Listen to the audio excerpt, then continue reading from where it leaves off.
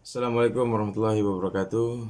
Nama saya Huzirul Hamid, NIM 2015-368. Di sini saya mencoba untuk meresum terkait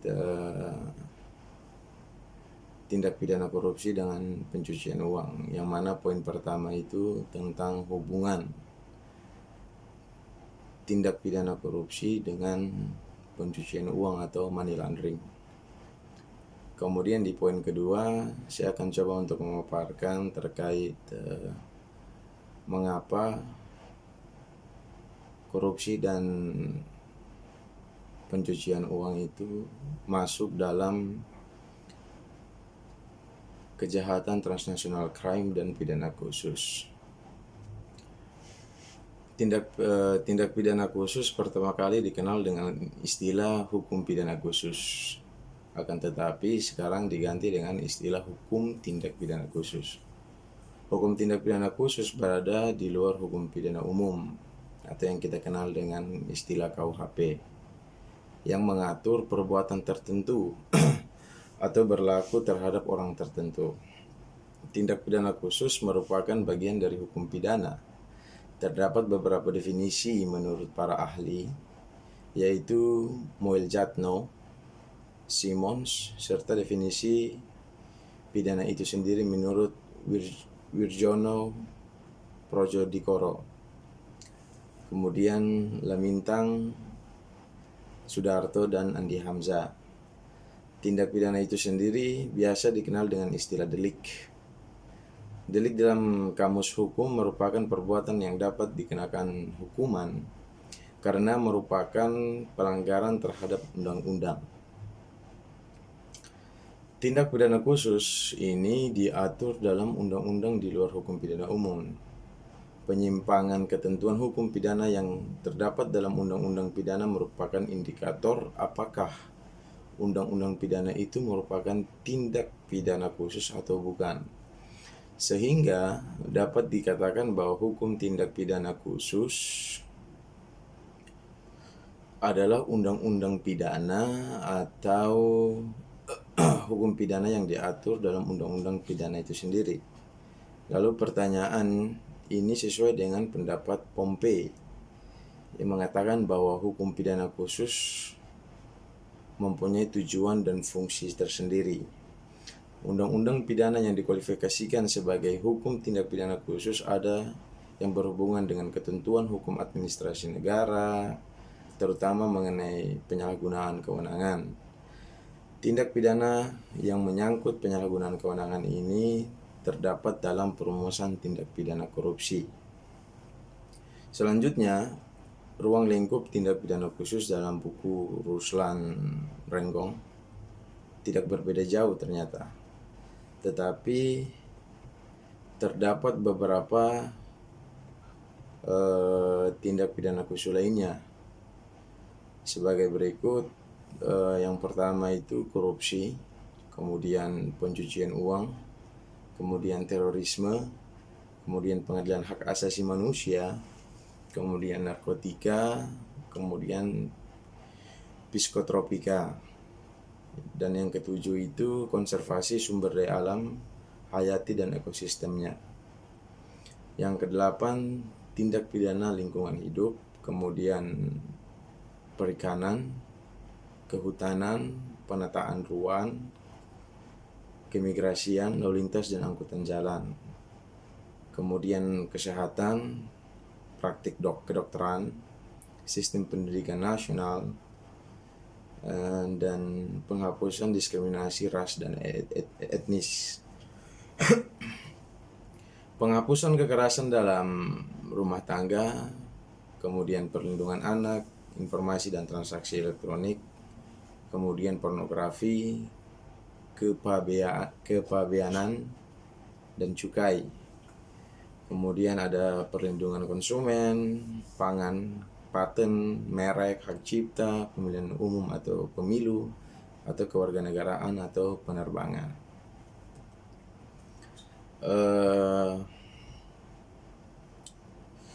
Kejahatan transnasional atau kejahatan lintas negara telah menjadi salah satu ancaman yang serius terhadap keamanan dan kemakmuran global, serta telah menjadi salah satu bisnis yang paling menguntungkan. Kejahatan senantiasa berkembang sesuai dengan peradaban manusia mulai dari zaman primitif hingga zaman modern. Kemampuan untuk memasuki suatu negara tanpa batas adalah faktor yang menyebabkan munculnya kejahatan modern saat ini. Selain itu, tidak terlepas juga dengan perkembangan teknologi dan informasi yang menjadi bagian dari kehidupan masyarakat modern saat ini, atau yang biasa orang-orang bilang kita telah memasuki dalam tahap industri 4.0 itu. Sehingga kehidupan dewasa ini ternyata mengembangkan kejahatan itu sendiri.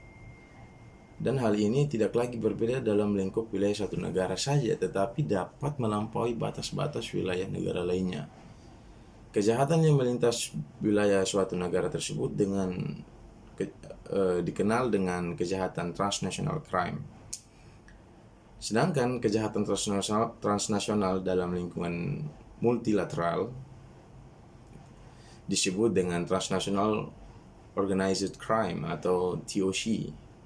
Konsep ini diperkenalkan pertama kali secara internasional pada era tahun 1990-an dalam Pertemuan Perserikatan Bangsa-Bangsa atau PBB yang membahas tentang pencegahan kejahatan transnasional, kejahatan lintas negara, atau yang dikenal dengan kejahatan transnasional menimbulkan banyak kerugian bagi suatu negara. Bahkan bagi daerah-daerah tertentu di dalam negara tersebut, berbagai penyimpangan yang dapat dilakukan seperti pengeksploitasian atau sumber daya alam dan sumber daya manusia maksudnya, yang terlalu berlebihan berdampak kepada manusia yang ada di dunia.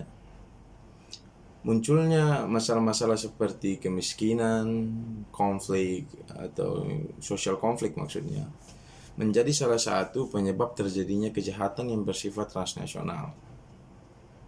Dengan sifatnya yang dapat melintas batas-batas wilayah negara dan dapat berdampak terhadap negara lain, membuat kejahatan transnasional menjadi sebuah ancaman bagi keamanan global. Hal ini PBB mengadakan konvensi mengenai kejahatan lintas negara yang terorganisir, atau yang kita kenal dengan istilah United Nations Convention on Transnational Organized Crime atau UNTOC, atau dikenal dengan sebutan Palermo Convention pada plenary meeting ke-62 tanggal 15 November tahun 2000 itu, yang telah diratifikasi di Indonesia dengan Undang-Undang Nomor 5 tahun 2009 tentang pengesahan United Nations Convention Against Transnational Organized Crime. Kerjasama antar negara diperlukan untuk mempermudah penanganan proses penyidikan, penuntutan, dan pemeriksaan di sidang pengadilan atas suatu masalah yang timbul, baik di pihak peminta maupun pihak yang diminta. Dalam hal kerjasama dalam bidang hukum dan peradilan pidana, untuk menegakkan prinsip tidak ada seorang pun yang bisa terhindar dari pertanggungjawaban pidana, maka kerjasama internasional di bidang penegakan hukum pidana mutlak diperlukan. Komitmen masyarakat internasional untuk menanggulangi kejahatan-kejahatan lintas batas wilayah ini melalui kerjasama internasional yang dapat terlihat dari instrumen-instrumen hukum internasional yang lahir belakangan ini, baik yang bersifat hard law maupun yang soft law. Konvensi Palermo tahun 2000 atau kita kenal dengan Konvensi PBB menentang kejahatan lintas negara yang terorganisir atau UNTOC itu, misalnya menyebutkan beberapa bentuk kerjasama internasional yang dapat dilakukan oleh masyarakat internasional, yaitu perjanjian ekstradisi, bantuan timbal balik di bidang pidana ternyata, dan pemindahan narapidana atau transfer of sentenced person. Dalam rangka penegakan hukum terhadap tindak pidana yang bersifat transnasional tersebut, Indonesia sejak tahun 2006 telah mempunyai Undang-Undang Nomor 1 Tahun 2006 tentang bantuan timbal balik dalam masalah pidana ini. Undang-undang ini telah mengatur secara rinci mengenai permintaan bantuan timbal balik dalam masalah pidana dari pemerintah Republik Indonesia kepada pihak yang diminta dan dari pihak peminta kepada pemerintah Republik Indonesia dalam konteks kehidupan yang dewasa ini. Masalah bantuan timbal balik dalam masalah pidana semakin penting terkait pencegahan atau pemberantasan berbagai kejahatan transnasional, antara lain kejahatan narkotika, terorisme, perdagangan dan penyelundupan manusia, serta pelarian aset-aset hasil korupsi menjadi prioritas pemerintah Indonesia. Dalam kerangka pemberantasan korupsi dan pengambilan aset yang berada di luar negeri, perjanjian bantuan timbal balik dalam masalah pidana merupakan salah satu instrumen hukum yang sangat diperlukan. Oleh karena itu, kehadiran perjanjian bilateral mengenai bantuan timbal balik dalam masalah pidana antara Indonesia dengan negara lain akan mendukung upaya penegakan hukum sesuai dengan yang diharapkan dalam melakukan penegakan hukum terhadap pelaku kejahatan yang bersifat transnasional. Perlu diingatkan bahwa transnational crime bisa dianggap sama dengan kejahatan internasional. Kalau kita lihat secara tidak langsung, sebetulnya orang akan beranggapan bahwa bukankah masalah transnasional ini merupakan dari bagian dari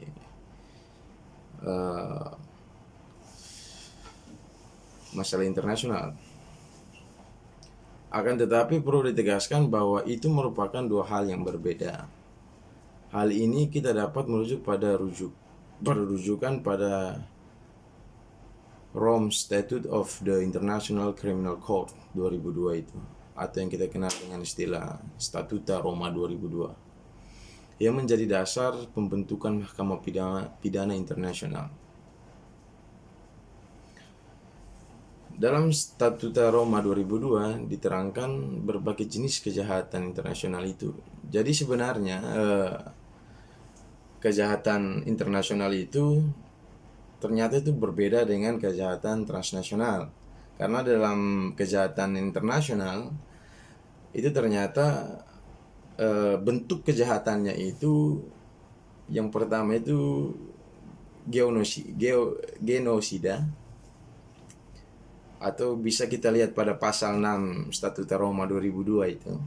Kemudian ada kejahatan terhadap kemanusiaan yang dapat pula kita lihat pada pasal 7 Statuta Roma itu. Kemudian ada kejahatan perang, pasal 8-nya, kemudian agresi. Baik, kalau ditanya apa hubungan transnational crime dengan tindak pidana khusus, di dalam tindak pidana khusus itu mengatur tentang korupsi dengan money laundering atau pencucian uang itu. Ini hal yang sama yang dilakukan oleh atau bentuk kejahatan dalam transnational crime. Perbedaannya di dalam transnational crime adalah karena dia itu melampaui batas-batas negara. Jadi misalnya si korupsi itu melakukan di Indonesia, kemudian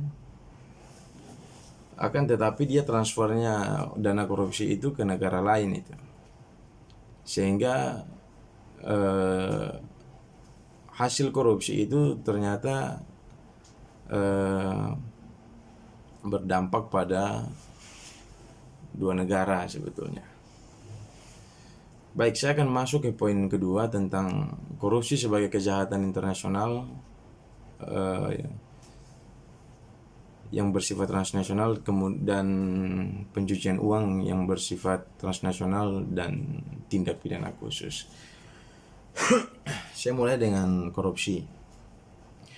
Korupsi sebagai kejahatan internasional yang bersifat transnasional terorganisir secara tegas dirumuskan dalam Preambule UN Convention Against Corruption 2003 yang sebagai berikut. Negara-negara pihak pada konvensi ini mengatakan bahwa prihatin atas keseriusan masalah dan ancaman yang ditimbulkan oleh korupsi terhadap stabilitas dan keamanan masyarakat yang merusak lembaga-lembaga dan nilai-nilai demokrasi. Kemudian nilai-nilai etika dan keadilan serta mengacaukan pembangunan yang berkelanjutan dan penegakan hukum. Kemudian prihatin juga atas hubungan antara korupsi dan bentuk-bentuk lain kejahatan, khususnya kejahatan terorganisir dan kejahatan ekonomi termasuk pencucian uang. Prihatin lebih jauh atas kasus-kasus korupsi yang melibatkan jumlah aset yang besar yang dapat merupakan bagian penting dari sumber negara dan yang mengancam stabilitas negara, stabilitas politik dan stabilitas pembangunan yang berkelanjutan di negara-negara tersebut.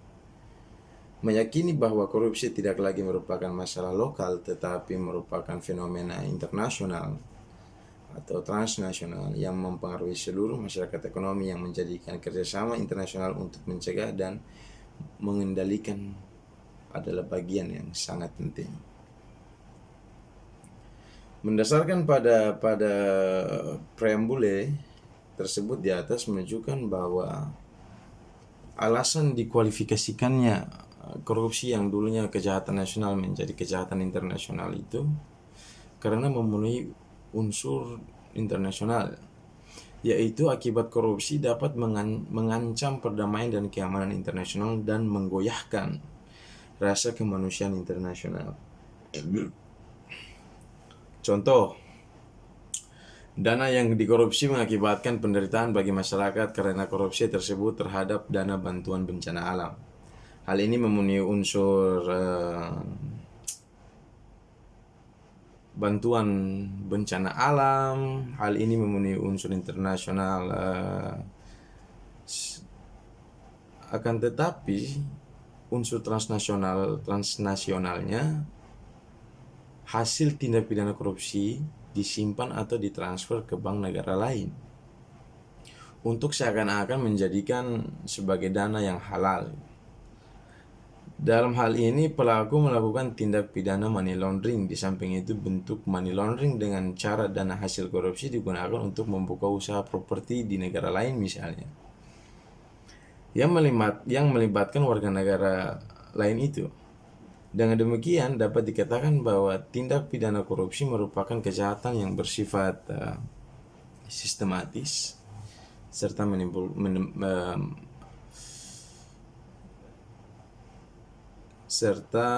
menimbulkan dampak korban yang bersifat massal. Selanjutnya, unsur necessity dalam tindak pidana korupsi sehingga dijadikan kejahatan internasional karena masing-masing negara mempunyai kepentingan yang sama untuk memberantas kejahatan korupsi dan seringkali pelakunya melarikan diri ke luar negeri.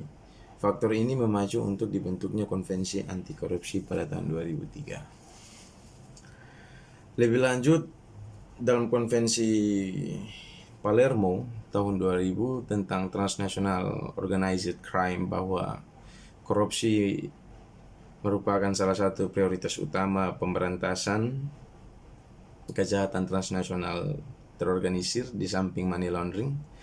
Pengaturan masalah korupsi ini ditegaskan dalam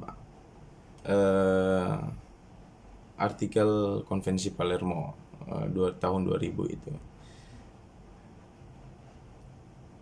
Dimasukkannya tindak pidana korupsi dalam Konvensi Palermo tahun 2000 tentang Transnational Organized Crime menunjukkan bahwa tindak pidana korupsi merupakan kejahatan yang tidak saja menimbulkan dampak secara nasional, tapi berdampak transnasional karena selama ini korupsi diidentifikasikan sebagai kejahatan asal predikat crime yang berkaitan erat dengan money laundering atau pencucian uang tadi.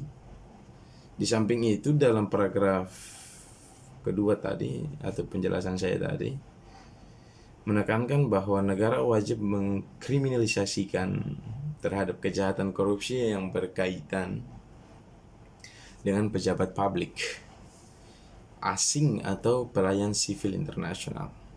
Ketentuan ini merupakan ketentuan baru dalam pengaturan tindak pidana korupsi. Dalam konvensi ini disebutkan suatu kejahatan dikatakan bersifat transnasional apabila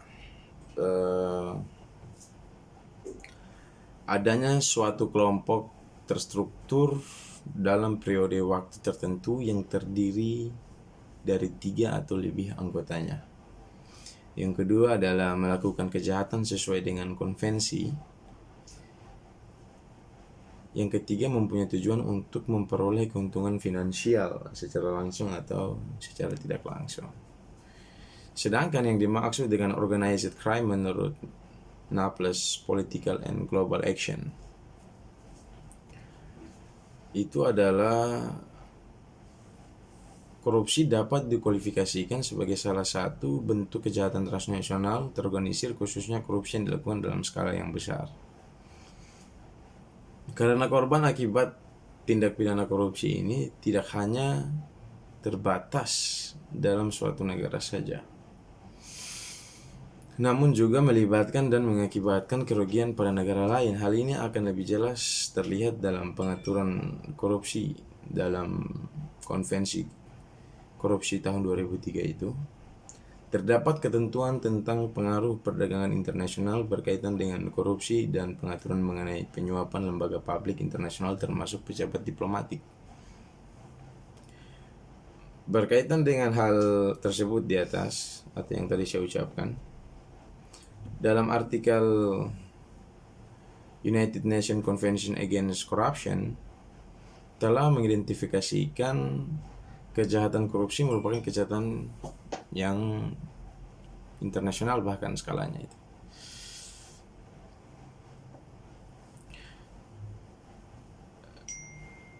Sebagaimana hal ini dapat dilihat dari berbagai bentuk kejahatan korupsi yang diatur dalam United Nations Convention Against Corruption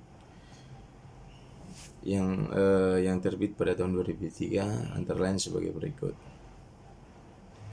A atau yang pertama, memperluas cakupan terhadap tindakan penyuapan dan penggelapan dana publik dengan mengkaitkan terhadap turning in influence sebagaimana tercantum dalam artikel ke-18.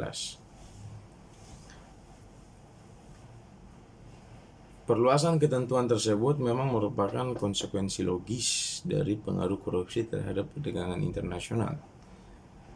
Mengapa demikian? Karena penegasan kembali terhadap keterkaitan antara korupsi dengan kejahatan money laundering sebagaimana yang diatur di dalam Konvensi Palermo tahun 2000 tentang Transnational Organized Crime, kemudian tentang laundering of process of corruption and illicit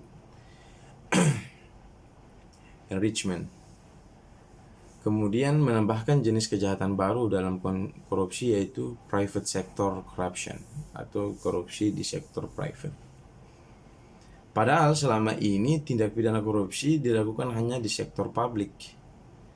Penyuapan di sektor private ini dilakukan terhadap seseorang yang bekerja sama dalam suatu kapasitas baik untuk kepentingan lembaga privat tersebut atau untuk diri sendiri atau orang lain dengan maksud agar dia berbuat atau tidak berbuat yang melanggar kewajibannya yang diatur di dalam artikel 21 konvensi itu.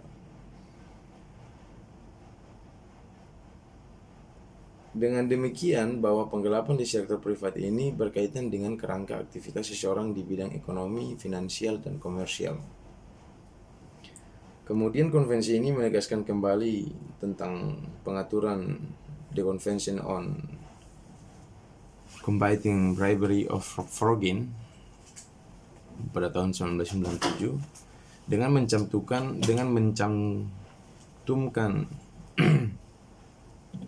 bribery of Foreign public official or official of public international organization, termasuk penyuapan terhadap pejabat diplomatik itu. Penyuapan terhadap pejabat publik organisasi internasional asing termasuk diplomatik ini dilakukan dengan sengaja menjanjikan atau memberikan sesuatu dengan maksud agar pejabat publik dari organisasi internasional melakukan perbuatan atau tidak melakukan perbuatan yang bertentangan dengan kewajiban untuk keuntungan si penyuap. Yang berkaitan dengan bisnis internasional, ketentuan ini merupakan pengaturan baru berkaitan dengan hak imunitas dari para pejabat organisasi internasional yang selama ini mereka tidak dapat diadili berdasarkan hukum nasional dari negara penerima. Kemudian itu mengapa korupsi dia itu diatur dalam tindak pidana korupsi dan transnational crime sebetulnya.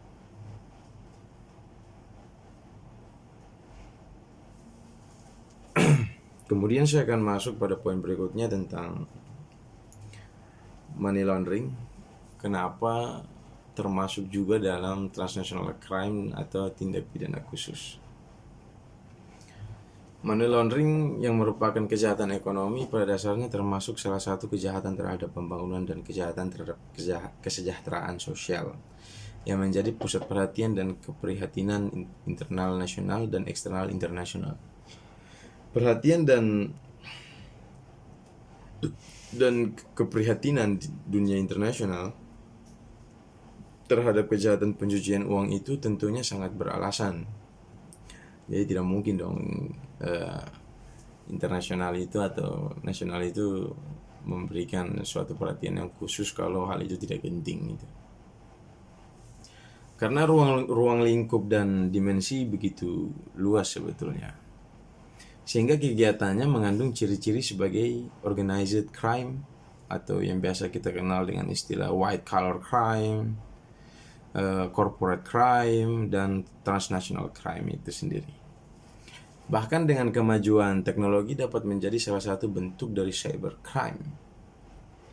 Mengingat karakteristik yang demikian, maka didirikannya Financial Action Task Force on Money Laundering atau FATF oleh negara-negara yang tergabung dalam kelompok G7 di Paris pada tahun 1989 yang terdiri dari Kanada, Prancis, Jerman, Italia, Jepang, Inggris, dan US atau United States.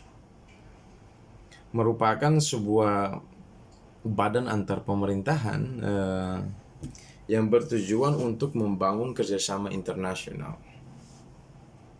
Dalam menghadapi jenis kejahatan ini, salah satu tugas dari FATF tersebut adalah membuat rekomendasi-rekomendasi yang dapat membantu pemerintahan negara-negara to implement effective anti-money laundering programs. Kebutuhan ini untuk mengcover sebetulnya seluruh aspek-aspek yang relevan dengan upaya memerangi money laundering yang diwujudkan dalam lingkup the 40 FATF recommendation. FATF telah setuju untuk mengimplementasikan dan di mana semua negara-negara dianjurkan untuk mengadopsinya itu. Rekomendasi ini pertama kali disusun pada tahun 1990 dan dalam tahun 1996 dilakukannya perbaikan. 40 recommendation ini bertitik tolak dari kerangka dasar dalam upaya mencegah pencucian uang dan dimaksudkan dalam diterapkan secara universal. Meliputi sistem peradilan pidana dan penegakan hukum atau law enforcement, sistem dan peraturannya, dan kerjasama internasional. Dalam rekomendasi Pertama, dinyatakan bahwa masing-masing negara seharusnya segera mengambil langkah untuk meratifikasi dan mengimplementasikan secara penuh The United Nations Convention Against Illicit Traffic in Narcotic Drugs and Psychotropic and Substance pada tahun 1988 itu. Sehubungan dengan itu, Indonesia telah meratifikasi konvensi tersebut dengan Undang-Undang Nomor 7 Tahun 1997, Lembaran Negara tahun 1997 Nomor 17. Dengan telah diratifikasinya konvensi PBB itu, berarti tindak pidana pencucian uang dapat menjadi tindak pidana internasional, khususnya yang berkaitan dengan illicit traffic in narcotic drugs and psychotropic substance. Namun, perkembangan money laundering tidak hanya terbatas dari hasil illicit tadi itu, tetapi juga meliputi hasil dari kejahatan terorganisir lainnya, sebagaimana telah dikemukakan di atas. Pasal 2 Undang-Undang Nomor 15 Tahun 2002 pada intinya menentukan bahwa hasil kejahatan yang termasuk dalam lingkup dan diancam dengan pidana berdasarkan undang-undang ini adalah kejahatan-kejahatan yang meliputi korupsi, penyuapan, penyeludupan barang, penyeludupan tenaga kerja, penyeludupan imigran, perbankan, narkotika, psikotropika, perdagangan budak, wanita dan anak, serta perdagangan senjata gelap atau penculikan terorisme, bahkan pencurian, penggelapan, penipuan masuk dalam hal itu. Cakupan demikian menunjukkan bahwa kejahatan yang berkaitan dengan pencucian uang merupakan salah satu bentuk dari kejahatan ekonomi dalam arti luas yang meliputi kejahatan di bidang perdagangan, di bidang perbankan, di bidang investasi, korupsi, dan kejahatan-kejahatan di bidang ekonomi lainnya yang termasuk dalam lingkup kejahatan terorganisir. Hal ini menurut Muladi dalam struktur kejahatan transnasional yang terorganisir. Money laundering termasuk salah satu kejahatan lanjutan. Namun menurut hemat saya, bukan salah satu, tapi justru money laundering itu merupakan sarana utama dari berbagai jenis kejahatan yang termasuk dalam organized crime. Untuk mengaburkan asal-usul perolehan kekayaan misalnya itu uang hasil korupsi diupayakan oleh pelakunya untuk disembunyikan sumber perolehannya.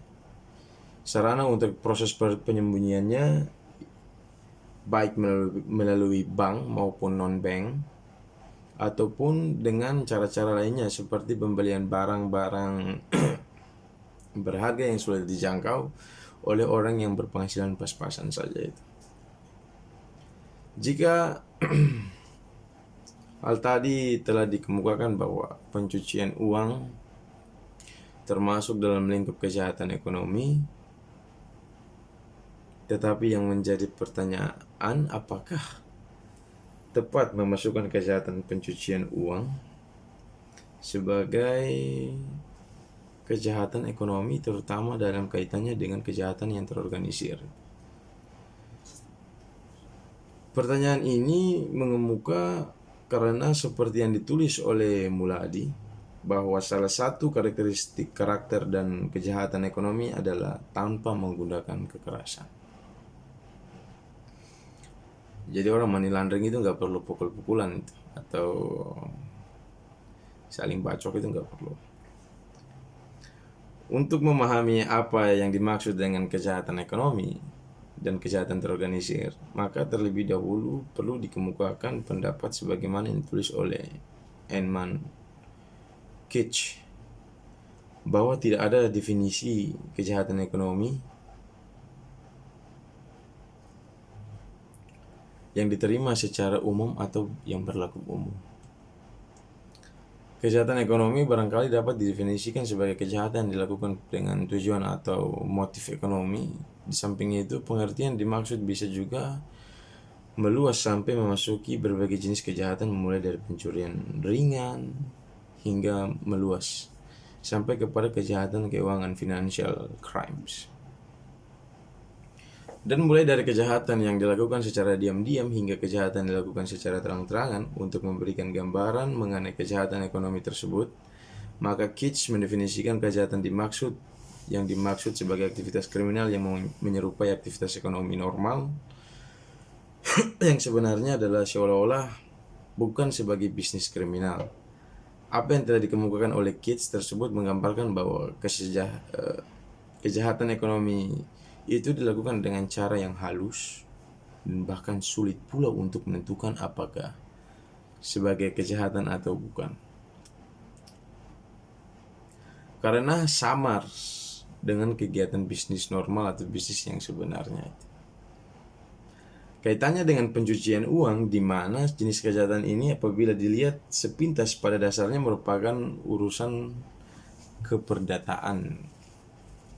Seseorang yang menyimpan uang di bank atau menanamkan uangnya di suatu perusahaan atau di bidang bisnis lainnya atau bahkan di lembaga pendidikan, sehingga sulit pula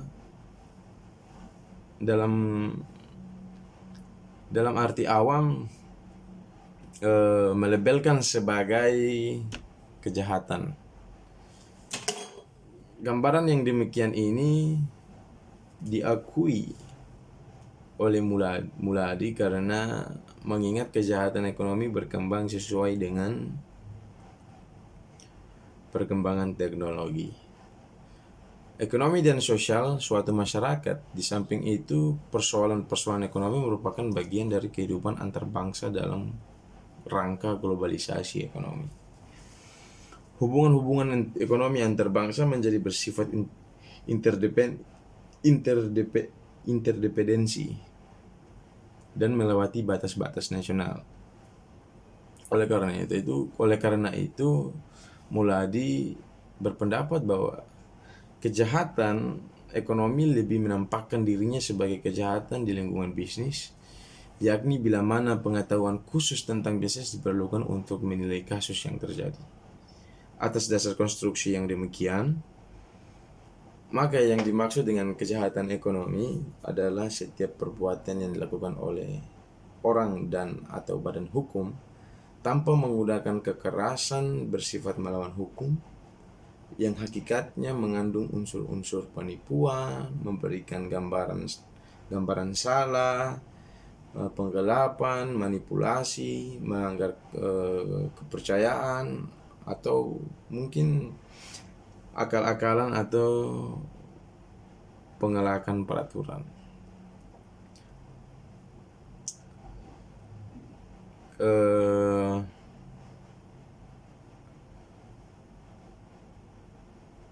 Saya kira cukup ya untuk paparan kali ini. Jadi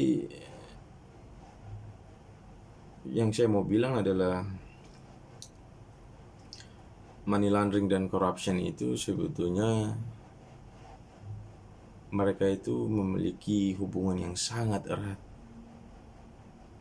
baik dalam transnational crime atau tindak pidana khusus. Sebenarnya dua hal ini sebenarnya memiliki hubungan yang erat ya. Karena korupsi dan pencucian uang itu ternyata diatur di dalam transnational crime dan tindak pidana khusus itu sendiri. Tadi sudah panjang lebar saya mencoba untuk menjelaskan terkait hal itu. Dan saya mohon maaf apabila ada kesalahan-kesalahan dalam berucap atau tindakan-tindakan yang tidak enak dipandang. Saya mohon maaf sebesar-besarnya dan terima kasih sudah menonton video ini. Dan semoga yang menonton video ini mendapatkan manfaatnya. Demikian, selalu patuhi protokol kesehatan, jangan lupa memakai masker dan stay at home. Terima kasih. Wassalamualaikum warahmatullahi wabarakatuh.